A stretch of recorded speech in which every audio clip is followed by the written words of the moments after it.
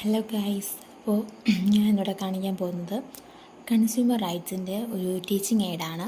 Consumer rights 6 ഉണ്ടല്ലോ. അപ്പം 6 നമുക്ക് കുട്ടികൾക്ക് എങ്ങനെ കുറച്ചുകൂടി ഇൻട്രസ്റ്റിംഗ് ആയിട്ടുള്ള രീതിയിൽ പരിചയപ്പെടുത്താമെന്നാണ് ഇവിടെ കാണിക്കുന്നത്. അപ്പോൾ first one, right to safety. അതിൽ FPO മാർക്കും ISI മാർക്കും ഉണ്ട്. Then right to information.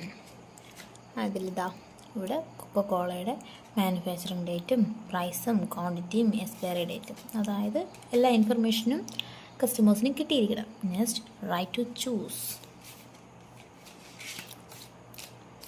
ശരി തെറ്റ്, അതായത് കൺസ്യൂമറിന് പ്രോഡക്റ്റ് അവരുടെ ഇഷ്ടത്തിനനുസരിച്ച് ചൂസ് ചെയ്യാനുള്ള അവകാശമുണ്ട്.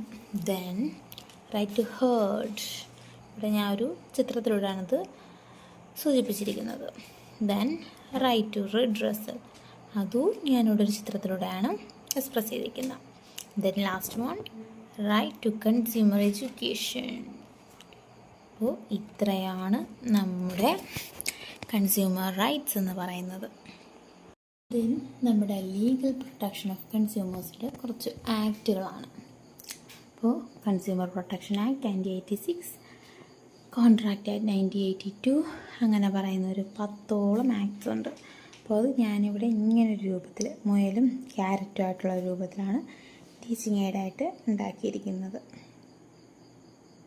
അപ്പോൾ ഇത്രയുള്ള ഗൈസ്.